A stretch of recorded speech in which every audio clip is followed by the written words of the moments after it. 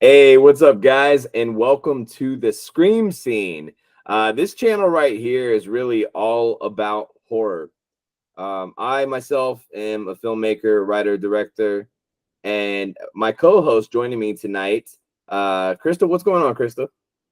I am just trying to cover from vacation still, so I'm dragging butt, but I'm hanging in there.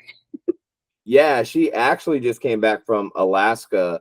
But I was gonna say, she is a writer too and an actress. She actually was in my latest horror film, Mallet 2.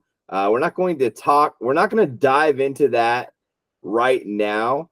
I have a topic that I've been wanting to approach, and Krista's not aware of it, so we're just gonna jump into it and have a real conversation about physical media. And when I say physical media, a lot of people right now are saying DVDs are on their way out the door. There's been conversation that Walmart is going to stop carrying DVDs soon. That a lot of people are just saying it's dying. But my thoughts are, as a collector, as somebody that's a video game collector, maybe you can see some stuff in the background. Um, as a collector, and just a horror fan, I can tell you the one thing that's keeping physical media alive is the horror genre, believe it or not, because horror fans want to have physical copies. They want to have things they can collect, and you don't see that happening really with like comedies and romance movies and rom-coms and stuff like that. People aren't necessarily going out getting all these tattoos on them. They're not, getting all the DVDs and the steel books and the toys. Um, is this something that you're aware of, Krista, that like there's talks of this going away? As far as it going away, I've actually heard the opposite, that some people want to get away from all the streaming and the internet services and stuff like that. So some people are collecting DVDs again, but it's more of the younger generation.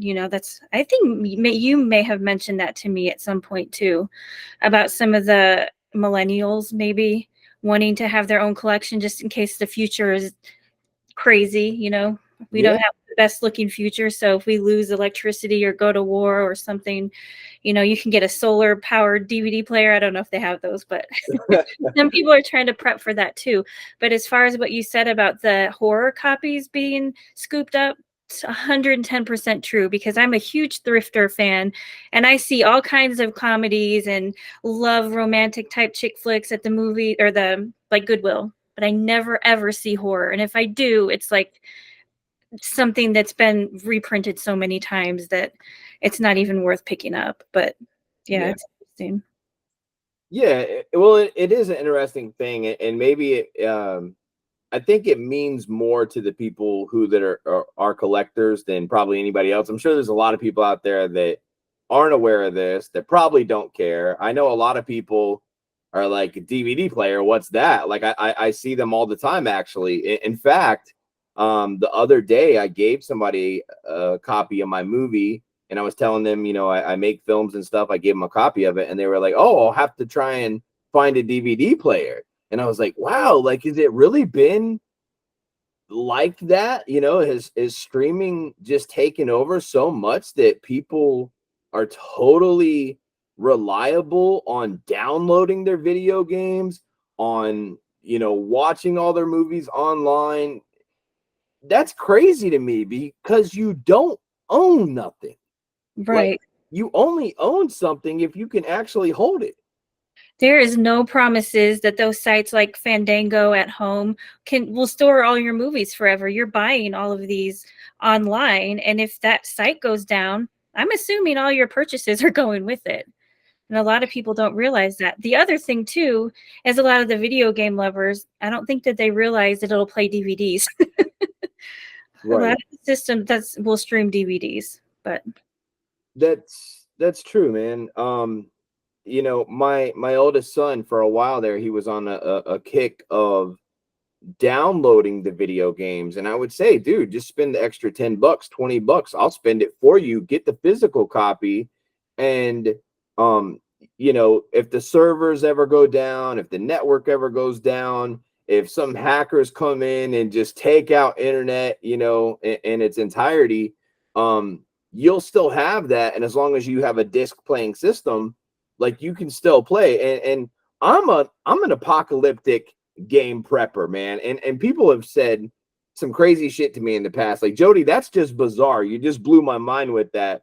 Think about it, dude. Like, you know, one day it is possible, even over this last, you know, 6 months here, this last year, we've had some scares where people have been like, man, there's about to be a huge cyber attack, and people are worried that like maybe the internet's going to go down. Now, it hasn't happened, but it doesn't mean that it won't.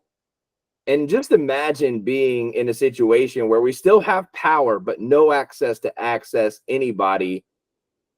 You know, a lot of people now, man, you take away their phones, they won't know what to do with themselves. That's so true and so scary. We were without power for a couple of days. So when your phone dies, you really don't. It's like you don't. I mean, we're from a generation where we can entertain ourselves. We'll pick up a puzzle or something or do a board, like play a board game or something. But 110%, like the computers nowadays don't even have DVD slots. You know, they used to have a slot to put in a disc or something like that. And it's just progressing away from that. And all that, we're dependent on the technology. And luckily, we're kind of older, so we know a little bit of both. Yeah. But it's interesting. I agree, man. It's but you know, one thing that I the reason I wanted to bring this up was I don't see anybody out there supporting physical media like I do the horror lovers, the horror genre. When a horror film comes out, people want to have a physical copy of that on DVD. They want to get the limited edition. They want to get the steelbook. Like, horror fans are crazy, dude. I have a lot of friends that, and I'm meeting a lot of people. I just opened a retro store recently, and people are constantly telling me about their collections, and every single one of them have like this huge horror collection. And it blows my mind because I don't even lead with, hey, I'm a horror filmmaker. Like, I don't do that. But after they tell me that, I'm like, well, hey, if you like horror, here, check out my my latest movie. And I just give people a copy because, you know, it's like, it's one of those moments where it's like, man, I'd love to turn somebody into a fan of what we're doing. And thank God for physical media. I have something I can hand to them, you know, because if you tell somebody to go online and check it out, you know, they're going to probably be like, oh, yeah, sure, I'll do it. But if they see it laying around, they may say, maybe I'll pop it in. Right. I have a huge horror DVD collection, not so much VHS, but I used to, you know, when Blockbuster would put all their used movies on sale, like with their blue stickers, I used to go there and hit them up every week and buy like 4 or 5 different scary movies. Most I'd never seen before. So I end up with all of these freaking movies. And one of the rarest ones, like I can't find his Rose Red. It's a Stephen King DVD, and if you look to go buy that online, it's ridiculously expensive, and people will pay it. Yeah. Like, what is the there's one movie that I can't even remember the name of it. It's like one of the first DVDs ever printed, A Time to Kill or something like that. Oh, yeah. That's one of the most collectible ones that I've heard of, but I've not ever seen it anywhere, and I look for it. That's awesome. You know, and I would have guessed that you had a horror DVD collection, just because, like, one thing about like Krista and I, like when we first met, I knew she supported my horror film, and I quickly learned like she's the girl version of me when it comes to this shit and how we get excited about it. And you know, she'll hit me up sometimes and she'll say, oh my God, I just seen this movie. It was so fucking dope-alicious. And she doesn't talk like that. But, you know, those are the vibes. And I hear the excitement, and it sounds like a little schoolgirl. And I'm a little schoolgirl too, but not really. I get excited, dude. Even Alicia just told me a little bit ago, I was watching the trailer for the new Salem's Lot. Just dropped, like, I guess like maybe like 2-3 days ago. And during the whole trailer, like I was jumping, I was moving around, I was making all these expressions, and I was like on the edge of my seat. It was only like 2 minutes long. And she was like, dude, you like are so into this shit. It's just she was like, I don't get it, but it makes me happy to see, what it does for you. And I'm like this. I'm thinking to myself, oh man, I can't wait to get that on DVD. I can't wait to grab one of those posters. I don't see people doing that with other genres. Don't get me wrong. Like there's some people out there, like the action genre gets a little bit of that. Maybe John Wick, Terminator, the Expendables. They come out with like the action figures, and some people like they take it to a little bit of an extreme, but there is no genre out there that supports physical media like horror. You had mentioned that Walmart was going to stop carrying DVDs. Like they're just as iconic as Blockbuster with DVDs. I always go through there and dig through like the $5 DVD bins, and like on Black Friday, I would pick up like packs and packs, like stacks of DVDs. Like, where are we gonna go? Like, where are we gonna get our freaking movies if Walmart stops carrying them? Like, who else has them? Amazon. Like, oh, that's It's scary. heartbreaking, Krista. It's heartbreaking because we talk about it all the time about like Blockbuster, going away. Like that's that's almost like a monthly conversation. I miss Blockbuster. I miss Blockbuster. I miss the experience. It was already bad enough to see Blockbuster go away, but if they take away DVDs at Walmart and those bins that you're talking about, I've done the same exact thing. All our childhood memories, our second part of life memories, are altered. And I will say this is the one thing that will happen out of all this. Are you ready? Mm-hmm. The ones that are collectible, that are worth money, it will drive the market through the roof. So if you're somebody that is stocked up on physical media, your shit just turned to gold the day this happens. Yeah, that's a good point. Yeah. And I'm a seller, but that's not something I like to give up. I've been collecting DVDs since they first started printing. I have probably 1,000 DVDs. Wow. I have a lot.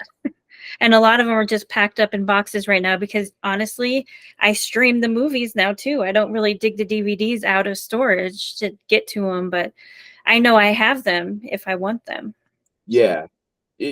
You want to have a physical copy of it. And it's almost like you're stockpiling for that zombie apocalypse, where it's like, hey man, listen, once the streaming platforms are gone, I'm good. And you go over there and you pat the boxes and say they're there. I don't have 1,000 DVDs, but I'm looking at like maybe 500 sitting next to me, and they are all horror.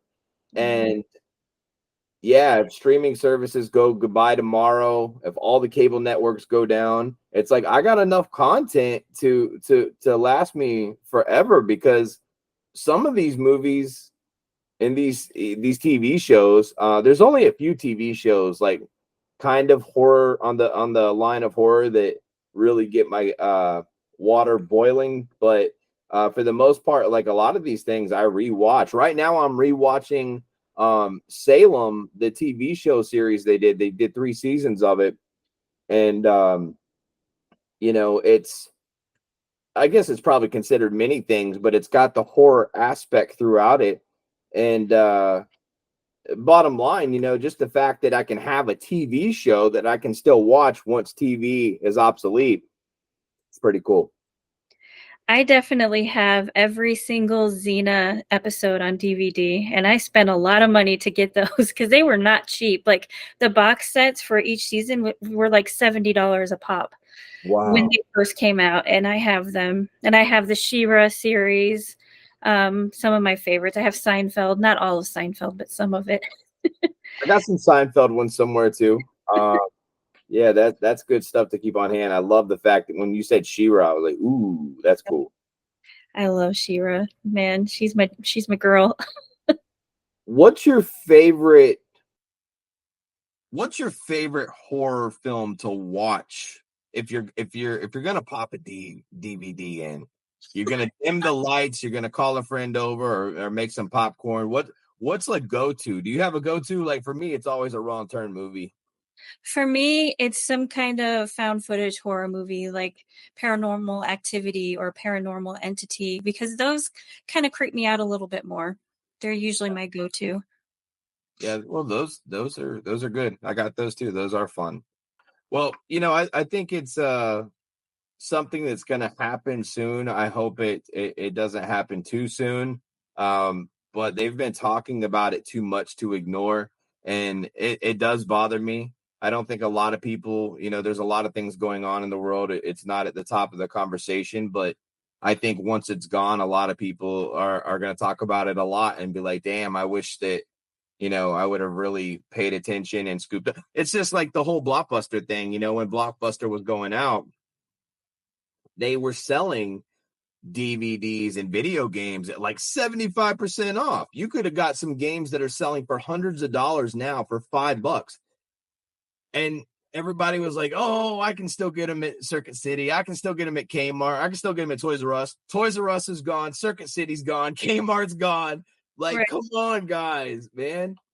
The same thing happened with like records and cassette tapes and CDs. I remember CDs, like I would love to get them and open the covers and read the CD jackets, and they would always have special pictures and like the lyrics to the CDs in there. And it's like all of that physical stuff is being digitized, and it really sucks. Remember, you could open some of them and you'd have a poster. You had mentioned like posters. The CDs would even come with posters. I still have my CD collection too. It's one of those things I would like to have the room, but I would rather have the physical copies. So Same. And I'm glad you brought that up. Yeah, CDs. I mean, they've pretty much all but vanished. Like in my retro store, I have a small stack, and I try and keep a small stack in the store for nostalgic purposes, which is crazy to say nostalgic purposes. They just literally, it doesn't seem like it was that long ago when there was a Specs in the mall or a CD stores. that was a big one. Yeah. FIE. Is that Sam Goody? Maybe. FYE. I think it was FYE. I'm not sure. Sam Goody. Yeah, but like I remember going to them too, buying my Do or Die CDs, buying my Twista CDs, and there was only a few people I would go to buy, but I was religious. Anytime they would drop that, I would go to those stores and I could get what I needed. I still have all those classics too, and Master P and all the ones that most people wouldn't go out and pick up, but I still have all those copies. Some of them are collector, like the Master P one in the orange case. I have that copy and I will never get rid of it. That's my favorite Master P CD, Ghetto D. Yeah. Yeah. Absolutely. Yeah. I remember being in 8th grade and I brought that CD with me to school to show it off, to like show my friends, look, I got the new Master P. I got the new Master P. And I actually got in trouble and the teacher took it away from me. And I got in more trouble because I yelled at her for taking it away from me. And then I got written up for that. Oh, lame. Yeah. Yeah, I know. So we got so much in common. It's crazy. But another thing I want to say about the physical media is, besides the fact our memories, leave out the door whenever that leaves out the door, that has not destroyed the entertainment business, the movie business, but it has knocked a huge dent into its revenue stream in order to keep making movies and TV shows. For a long time there, the film companies would rely on DVDs to make their money back, because if they did good in a movie theater, then great. And then when they get to DVDs, it's just all kinds of icing on the cake. But if they did poorly in the movie theaters, they were betting all their money on, when the DVD comes out, we're going to make our money back. We're going to see profit. And with streaming services taking over, a lot of people, I know filmmakers that I've talked with have said, man, if you don't get in movie theaters now and you don't make your money there, you're not making money. Right. I had just mentioned to my friend Dustin that I had just got the copy of Mallet 2 in the mail. And he's like, oh, man, that's such an awesome thing that you have a physical copy of that. He's like, what a good way to remember the movie that you were in to have that. Because you can't just carry around a digital copy. You know, it's not the same vibe. Right. It really isn't. It's sad. I'm kind of not looking forward to that either. I hope the younger generation kind of steps up their collecting game because, like you said, that's going to be, once they stop doing it, those DVDs are going to be worth more than people realize. Yeah, no, I agree. And I will tell you the one little bit of hope I do have is, as I mentioned, I did just open a retro game store more recently. You'll probably find this pretty fascinating. So believe it or not, about 20% of my customers a week coming in are under 20 years old, and they're asking for N64 games. They're asking for Dreamcast games, Sega Saturn games, like Game Boy Advance games, you name it. Like, they want the stuff that you and I grew up on, and they were still swimming around in their daddy's nutsack. So, you know, like, to me, that's awesome because I'm like, well, maybe there is hope here. These kids are into collecting. Dude, we had a 17-year-old kid come in the other day. He had saved his allowance money for like 3 weeks. He mows the grass. He was telling me about all this stuff. And all he wanted to get was a PS2 and like 2 or 3 games. And I was like, well, that's cool, man. Like, you're saving your money. I was like, that's awesome, bro. Like, I was like that too, man. And that's been a very valuable thing in my life, bro. Like, I'm really good. You know, I'm good with money. And so that's awesome. You're doing that. And he's like, yeah, man. He's like, you know, the beginning of this year, I started saving for N64. I got that. Then I started saving for original Nintendo, and I got that. And that's crazy to hear a 17-year-old like that passionate about something that you and I, you know, grew up on. Right. When I was 17 years old, I was playing 007 on the N64. I'm pretty sure that's what it came out on. That was one of my favorite games in the whole world. That's like, for a 17-year-old now to even know what that is, that's interesting. It really is. And it gives a lot of hope to say that maybe there is this younger generation will keep these memories going, and maybe that went down the road, they'll turn their kids on to that stuff. And then maybe it's something that won't never die. You know, because the interesting thing about N64 games is a lot of them actually have a battery in them. They can go bad. They can die and stop working. Yeah. A lot of people don't know that, but it's just it's a cool thing to see the younger generation collecting vinyl. CDs, video games, DVDs, but when it comes to DVDs, I don't see anybody supporting it like the horror people. And you know, I think that anytime if Terrifier's coming out on DVD, I want a copy of it. If any movie I like is coming out, I want a copy of it. And if you couldn't get it at Walmart, it's like, would you even bother to hunt them down, or where would you hunt them down? It's like, do you just get them direct then? Will it be worth printing them because there won't be an outlet to, you know, like, luckily, like, I have my own DVDs printed and I do my own marketing and distribution. It's a lot of work. It's so much work that Alicia, like, whenever we do like a run, a pre-order or something, like, it takes her weeks and weeks working from the time she wakes up till she goes to bed, packaging them to send them out. So she handwrites your address every single time. I was just telling you that when I got the package from her in the mail.